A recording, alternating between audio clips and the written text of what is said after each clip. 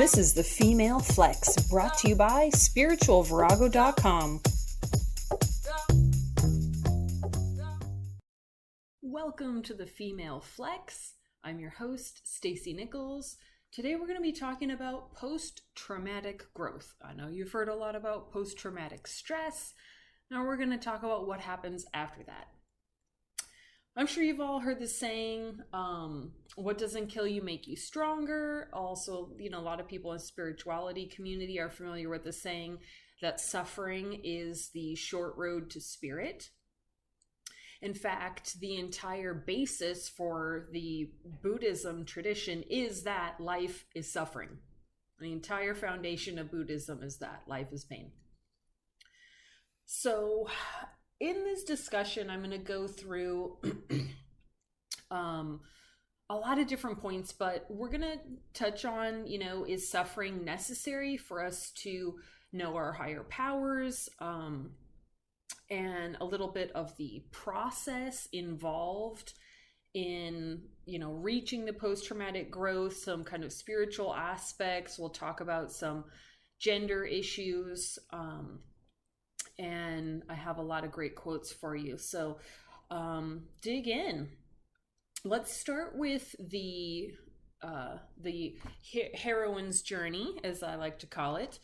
And essentially, there are 3 stages in post-traumatic growth. So the process is first victim, which is being injured, okay? And then survivor, which is transforming. And the hero or heroine, which is transformed, okay? So the victim is just someone who has survived, has experienced trauma. It just, they're still breathing after having been traumatized. That's a victim. Survivor is someone who begins to feel, what there is to feel after the trauma. They're working through that process.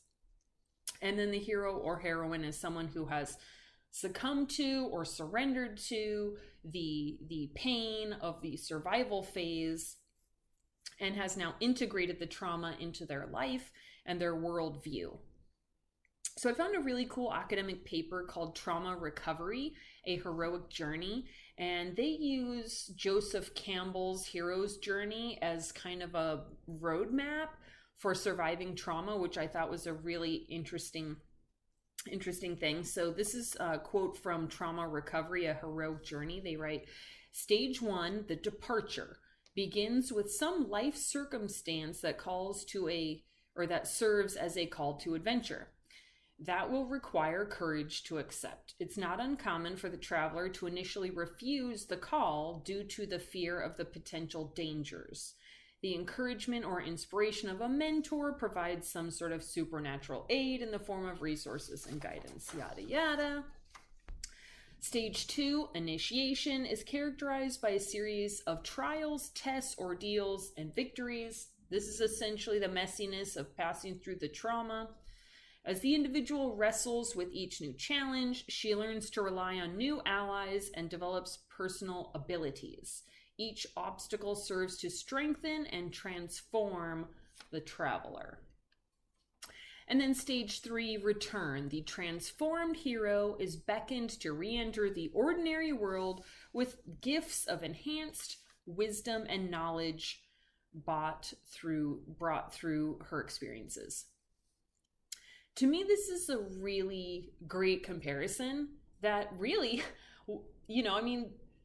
that the process of getting through a trauma is heroic. This is what superheroes are based on, is people that have survived trauma. To me, this is, worth a round of applause, but also super motivating because, trauma is just a daily factor of life for so many of us.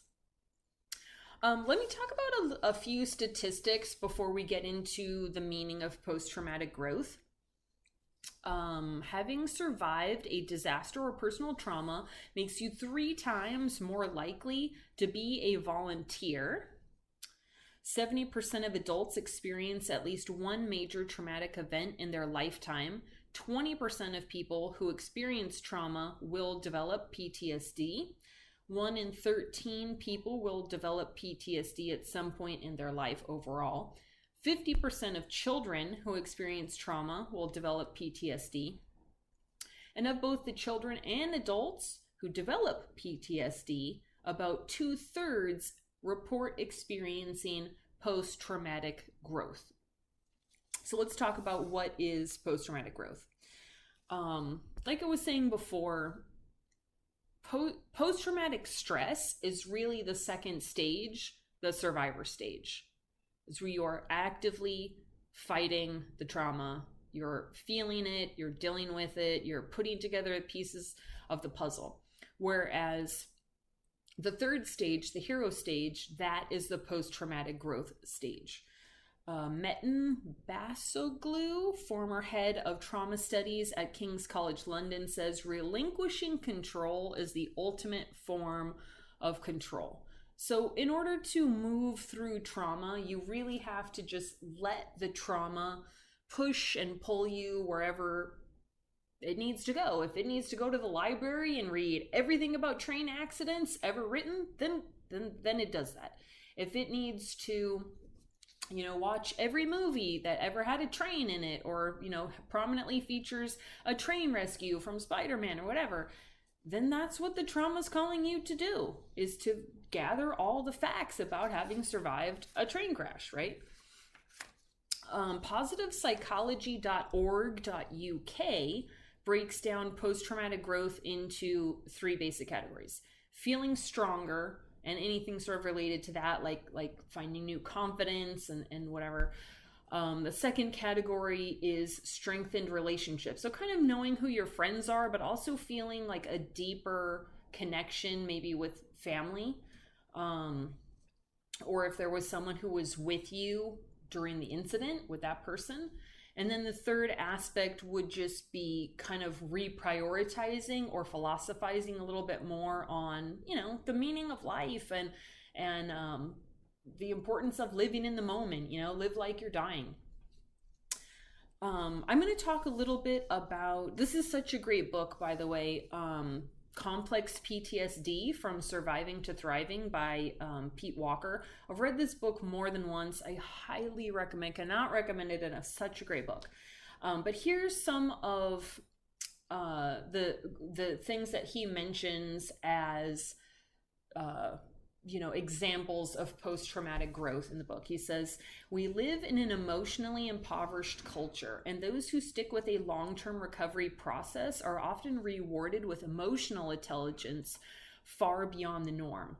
This is somewhat paradoxical, as survivors of childhood trauma are initially injured more grievously in their emotional natures than those in the general population. And he says the silver lining in this, however, is that many of us were forced to consciously address our suffering because our wounding was so much more severe. Those who work an effective recovery program not only recover significantly from emotional damage, but also evolve out of the emotional impoverishment of the general society. One of my clients described this as becoming more emotionally intelligent than the normies. Perhaps the greatest reward of improved emotional intelligence is seen as a greater capacity for deeper intimacy. Emotional intelligence is a foundational ingredient of relational intelligence, a type of intelligence that is also frequently diminished in the general populace. And then he also talks about, he gives a lot of examples of this in his book, but then he goes on to say, intimacy is greatly enhanced when two people dialogue about all aspects of their experience. This is especially true when they transcend taboos against full emotional communication.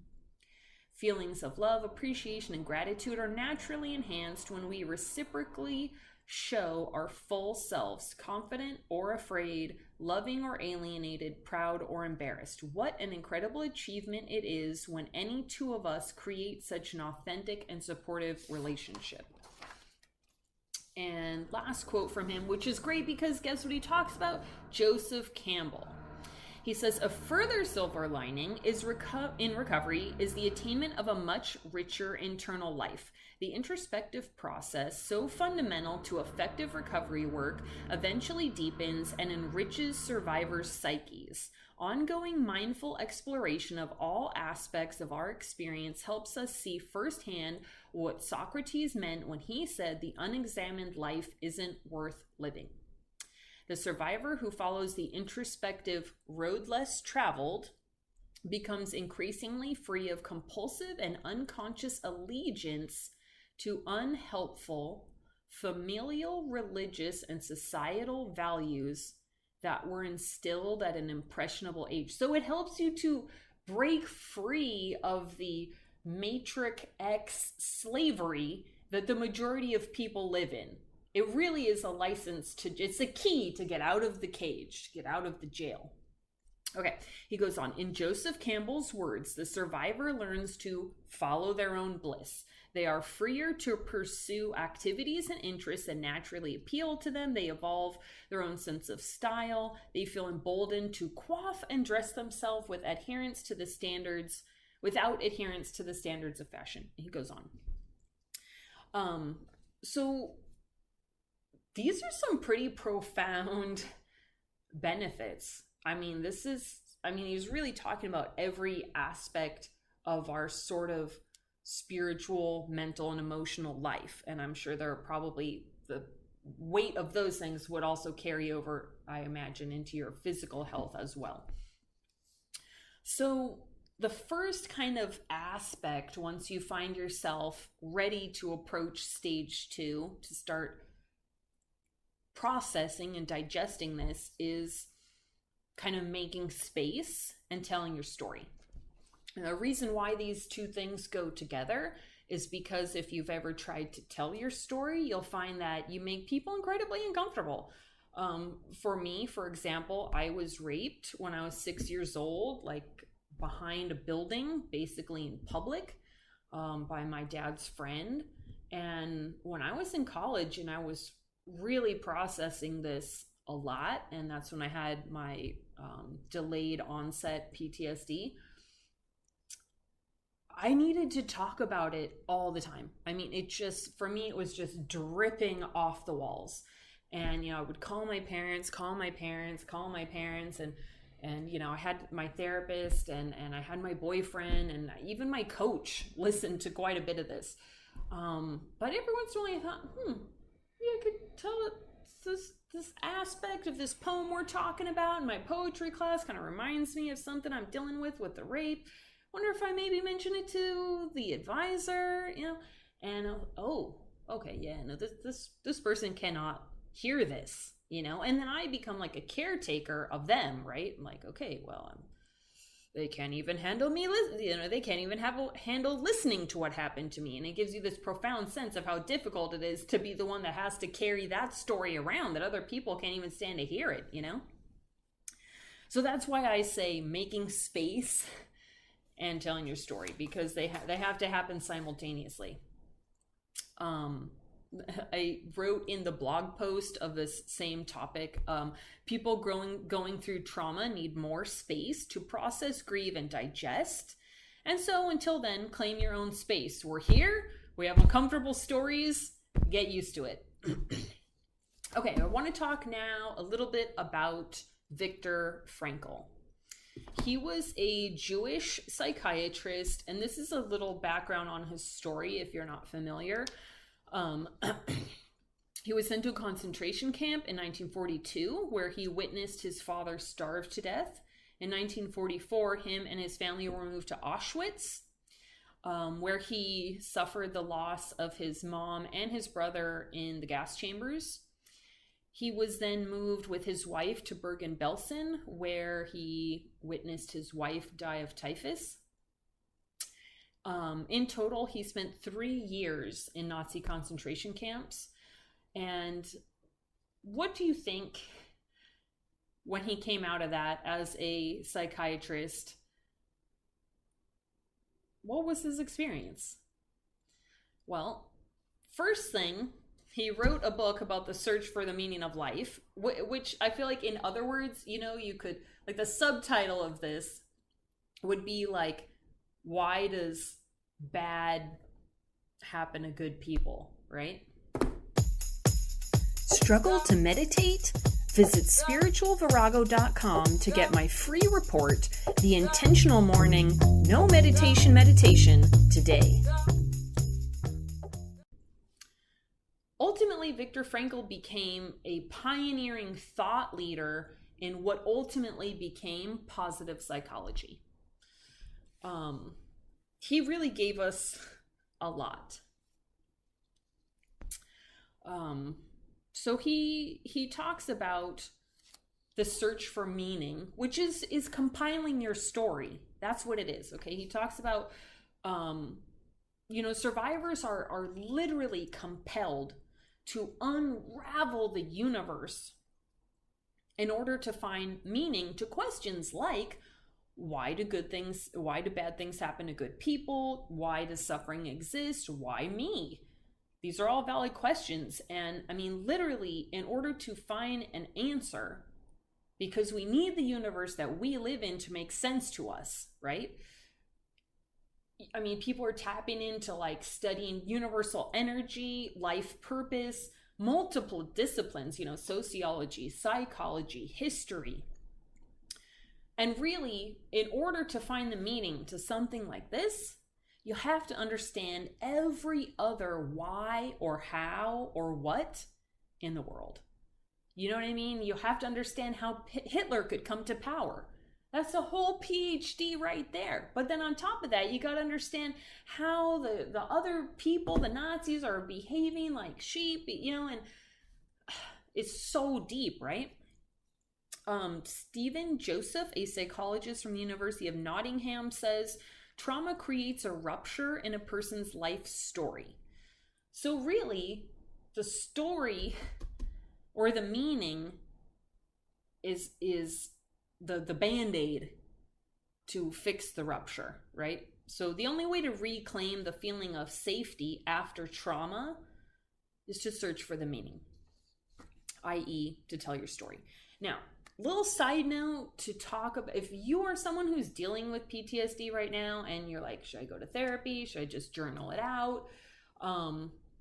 Be very careful who you reach out to for therapy, because even some of these people, when I researched this topic, there were a lot of people who were specifically trained in trauma as therapists, okay? These are, quote, experts, niche experts, and they were talking about things like cleaning up the narrative of the trauma survivors that you're working with in therapy, and really kind of trying to tell people to put like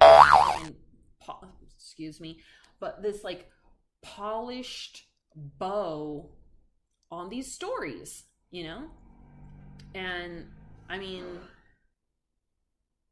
the trauma itself takes away your power, right? So the way that you re-empower a survivor of trauma, do you think that's to take more power away from them? Like, oh, no, your story's not right. You need to, put this piece here and that piece here. This piece doesn't go over there, All that does is it serves to further disempower the survivor of trauma. And I don't know if this comes from these, trauma therapists only having book learning on the subject, if they've never actually been through a train wreck. But just be careful of who you work with. And I'm going to give you at the end a wide variety of techniques and different things you can try to get through your trauma. Dr. Brene Brown, who I love, she's awesome. She says you can't be loved if you can't be seen. Now, if you're not familiar with Brene, she is a shame and vulnerability researcher. And she says that telling your unpolished story is imperative for being seen and being loved. So really, the only advice I can give you, or the only, not advice, but the only information I really have as far as how to get through the second part of this, is that you need to come up with those puzzle pieces of your story. I'm going to talk a little bit about why women develop PTSD more than men. Just a few background information details here. Men experience trauma 10% more often than women do. I mean, if you think about it, men are more likely to be, riding motorcycles, doing dangerous things, and going to war. So that makes sense. And then on the other hand, we have the fact that women are twice as likely as men to deal with PTSD. So men are having more trauma, but women are having way more PTSD. So to me, I feel like this is just further proof that, like Brené Brown is talking about, that vulnerability is courage. And we know that, toxic masculinity, fragile masculinity, these things are not conducive to embracing suffering, right? Dissociation is like the man's way of dealing with suffering. And, thinking back on my rape that I mentioned earlier, because it was my dad's friend that did this, and I was with my dad away from home, we were on a trip at the time when this happened, it happened to him just as much as it happened to me. My dad was, football player, Marine, into hunting, this big, quote, tough guy. And I mean, never saw him crack. He tried to kill the guy. I mean, he punched through the guy's car window the next day when we saw him after I told my dad. But ultimately,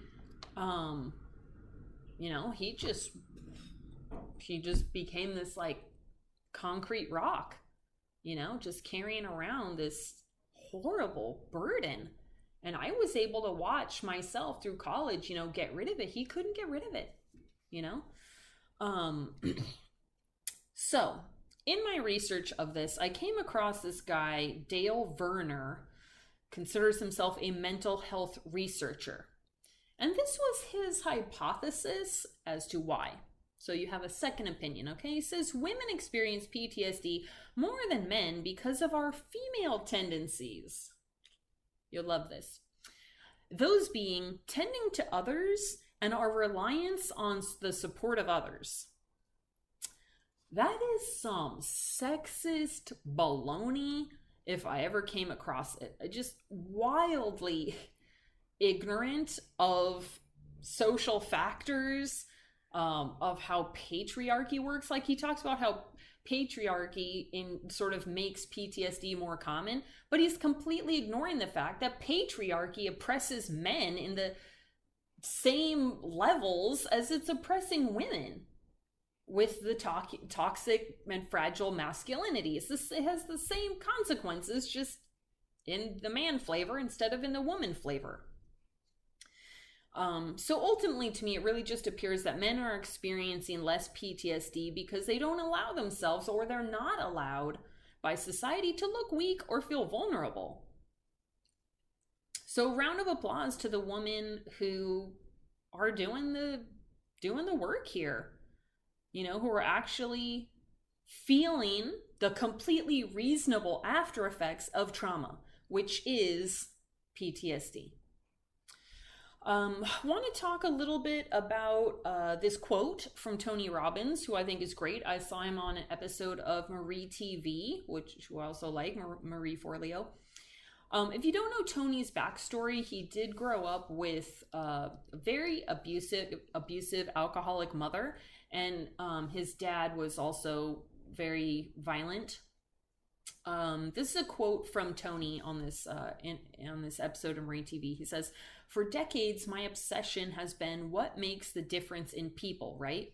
Why some people, you give them everything, love, joy, tremendous education, economic well-being, and they end up going in and out of rehab all day long. How many actors, actresses, wealthy people have you seen do this? It's sad. And then there are people that life has just beat the hell out of, right? People have gone through physical abuse, sexual abuse, emotional abuse, spiritual abuse, and many of these people, rather than being broken, become so hungry, so driven, because they don't want anyone else to experience that. I'm an example of that they become masterful in things. So I think this is really powerful, because Tony is basically saying that post-traumatic growth has been the jet fuel that has propelled him to where he is. I mean, he's only worked with like a bazillion people worldwide. I mean, at just one of his conferences, there's like 7,000, 10,000 attendees, and he's doing these, ongoing throughout the year around the world. And it was actually just the 5-year anniversary of Tony's documentary on Netflix, I'm Not Your Guru. And there was a watch party and I participated, and Tony talked about at the end how, I believe it was Stanford, actually approached him to study depression in the people that attend his, I think, the Date with Destiny event.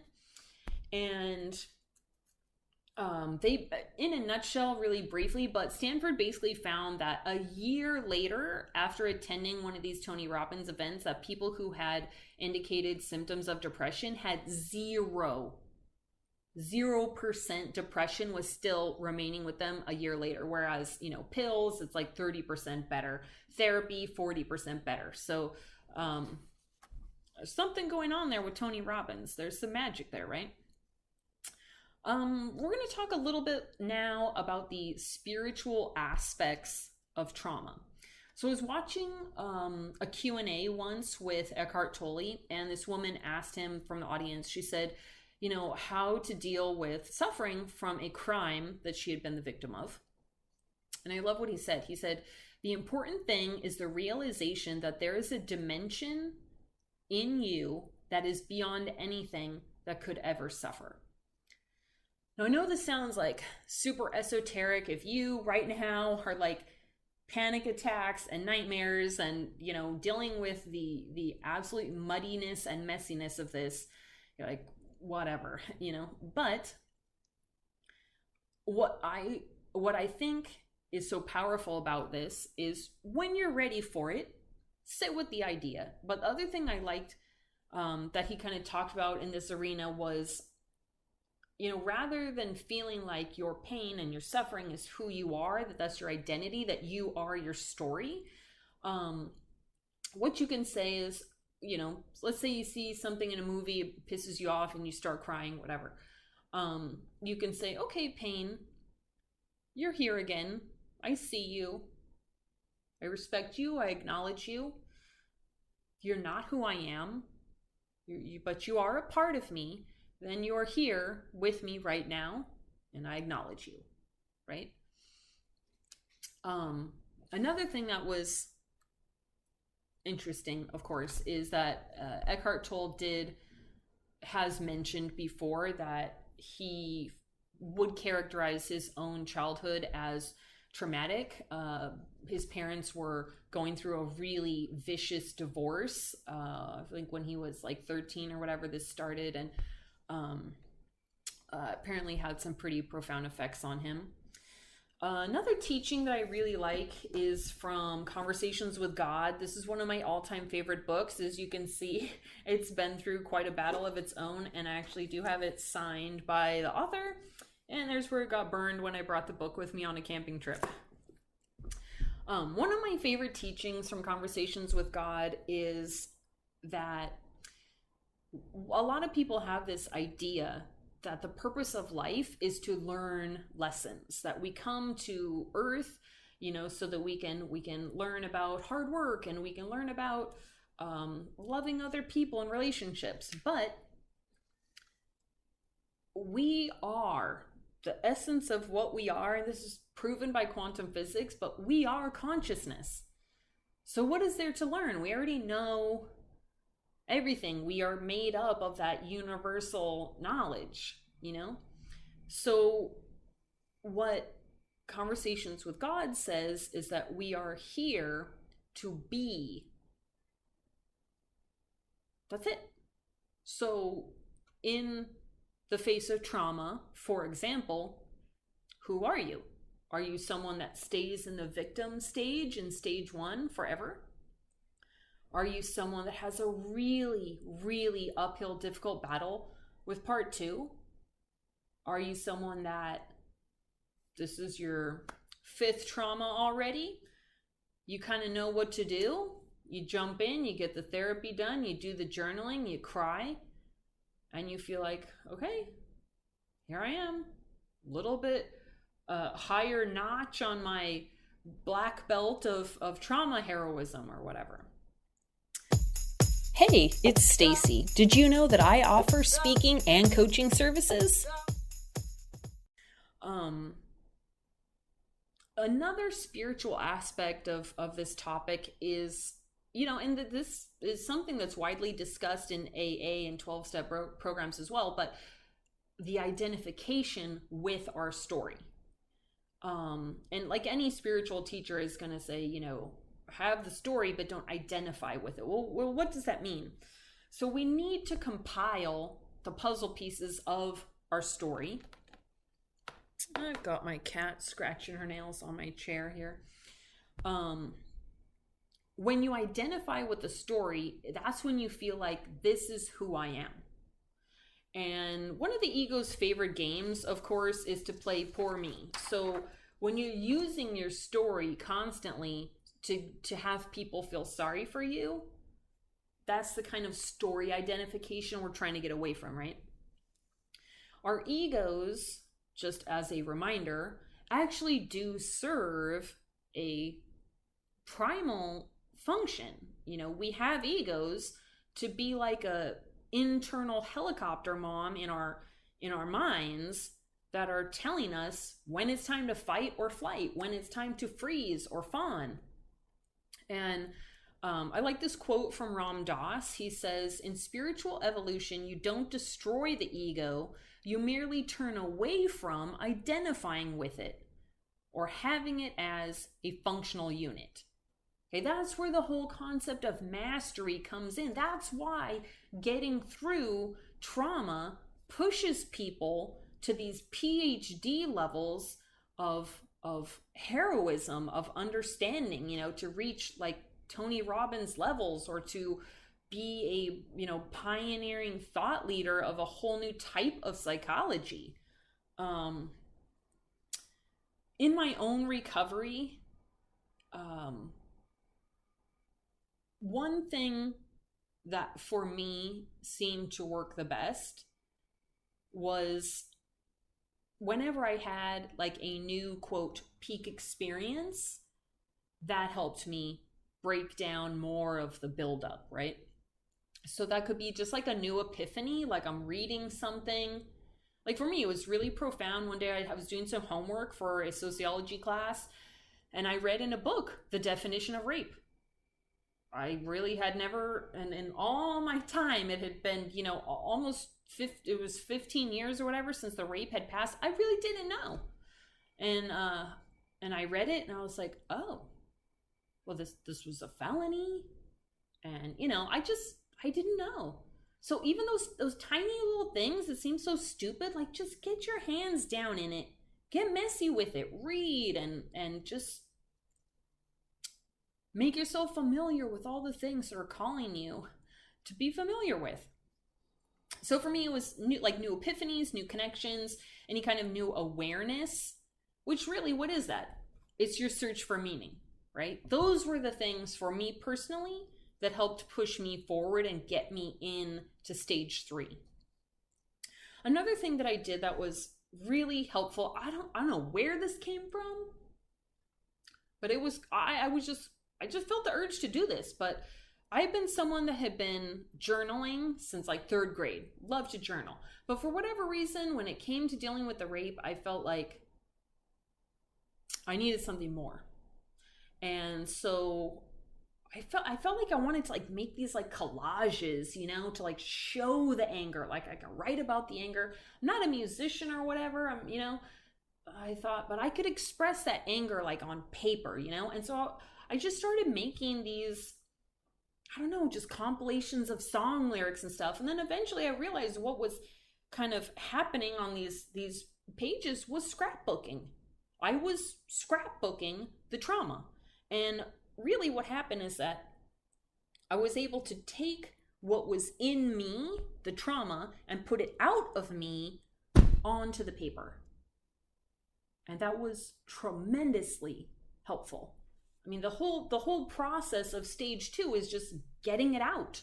You have to go through it to get it out, but you have to get it out, So to be able to see it visibly coming out and going onto paper, for me, was really, really therapeutic and helped a lot. It helped me to feel like I was in power again. I was in charge. I felt like I was doing something actively to work on it, and that was all really, really helpful. Let's also talk about when you kind of go between like stage 2 and stage 3, it's an opportunity for a fresh start. And you can really be whoever you want to be in stage 3. For example, let's say a regular person hasn't been through trauma and, I just really don't like my job and I want to change, and excuse my cat knocking things over, and I want to stop, working in a cubicle, and I want to be a writer. But that's nuts and that's crazy. My family's not going to support me, and, it's just going to be just too difficult. But let's say, same person, same situation, I'm going through PTSD. Everybody around me knows I'm working through the therapy and the journaling and all this and that. And I can tell my mom, I've decided to stop working at this job and become a writer, because through the process that I have been through in surviving this trauma, that's what I'm called to do. You see, now you don't sound crazy, just like, oh, I'm just randomly quitting this job to follow this passion, right? That sounds crazy, but you can blame it on the rape, on the train wreck, on the trauma. Okay, so don't forget, it's like when people have a baby and they're like, well, if we show up late, you can just blame it on the baby, right? Well, that is one of the gifts of the trauma. Who do you want to be? And then use the trauma as the excuse. And then you don't have to deal with the questions, because we all know no one wants to hear the story, right? So if you mention it, they're not going to bother you. So you got to just figure out how to work this thing. Okay, let's talk about some ways that you can get into stage 3 here. Okay, journaling, scrapbooking, EMDR. I did this myself. I cannot recommend it enough. Eye movement desensitization and reprocessing. Read up about it, or you can check out my blog post. Really amazing, really amazing. Traditional talk therapy, something that was really helpful for me. Throwing rocks at the fence in my backyard. I also made myself a punching bag. Art, poetry, photography, music, any sort of creative outlet. Crying. If you haven't tried this, or you haven't just given yourself permission to just go and cry, please do that. Volunteer or advocacy work. For me personally, I volunteered as basically a rape crisis counselor after I was kind of getting myself into stage 3, and that to me was very, very helpful to take what I had come to understand and learned and help other people with. That was very empowering and very worthwhile. Read, educate yourself, become an expert in train wrecks or whatever it is. Reclaim your power. Can you sue this person? Can you write an op-ed talking about the problems with the train industry that caused you to be in this train wreck? Can you have a perp arrested? Is there, what can you do to reclaim your power legally, publicly, or, whatever, kind of depending on the incident. TRE, which is trauma releasing exercises. These are kind of a new thing. I definitely recommend looking into this. There's no side effects, no harmful, you don't have to worry about, with ayahuasca or something, you don't have to worry about this re-traumatizing you or anything. And somatic work, which you can read a lot about on Deepak Chopra's website, but one example of somatic work is the emotional freedom technique, which is becoming pretty mainstream these days, a lot of science to back it up. So also something that I do and recommend. I want to go back to this book, Man's Search for Meaning, and I want to quote what I thought to me was one of the most powerful parts of the book. Once the meaning of suffering has been revealed to us, we refused to minimize or alleviate the camp's tortures by ignoring them or harboring false illusions and entertaining artificial optimism. Suffering had become a task on which we did not turn our backs. We had realized its hidden opportunities for achievement. Rilke spoke of getting through trauma as others would talk about getting through work. There was plenty of suffering for us to get through. Therefore, it was necessary to face up to the amount of suffering. There was no need to be ashamed of tears, for tears bore witness that a person had the greatest courage. The courage to suffer. Only very few realized that, like the comrade who answered my question about how he had gotten over his edema, by confessing, I have wept it out of my system. Such a powerful book. Again, I can't recommend it enough, especially if this is where you're at in your life right now. So in conclusion, a couple of things to share. Quote from Eckhart Tolle: people with heavy pain bodies have a much stronger incentive to awaken spiritually than people with a very weak pain body. So if your pain body is dense and heavy, then be grateful. Enjoy the adventure of awakening in this lifetime. Suffering, like Viktor Frankl touches on, suffering is spiritual work. That's what it is. So I want to read what I've written here because I feel like I think it's very powerful, and I'm already getting teary. So I think if I read it, it'll help me get through it without getting too blubbery here. What are parents constantly complaining about with regards to the generation that got trophies just for showing up? That it'll make their kids soft. Most parents believe that you can't talk to your kids about working hard, being responsible, or being strong. Instead, you give your kids chores, and the work will teach them those things. Suffering is spiritual work. And those who don't get assigned these soul chores were given participation trophies by the universe. Bummer for them. Trauma is an opportunity to completely reinvent yourself if you accept the challenge. Yeah, you're probably going to go 17 rounds against this B word. Get my swear jar out. You're probably going to go 17 rounds against this B word before the referee raises your glove over your head. But when that moment happens, you can be whoever the hell you want to be and do whatever the hell you want. I truly believe that trauma is a calling. It's a master class in conquering absolutely anything. That is something you can't buy. You can't learn from a guru or at Harvard, and you can't study under a microscope. The gift of knowing how effing strong you are is never ending. Beating this thing is something that can never be taken away from you, and that is a power that only a blessed few get to experience. If you grow the mental and spiritual muscles needed to bench press this monster, you can spend the rest of your life dealing with demons a quarter of its size. And please tell me, when are you ever going to really, truly, sincerely be afraid again? And finally, a quote from Brene Brown's Netflix special, The Call to Courage. She says, here's the thing, I'm not going to BS you. Vulnerability is hard, scary, and it feels dangerous. But it's not as hard, scary, or dangerous as getting to the end of our lives and having to ask ourselves, what if I would have shown up? What if I would have said I love you? What if I would have come off the starting blocks?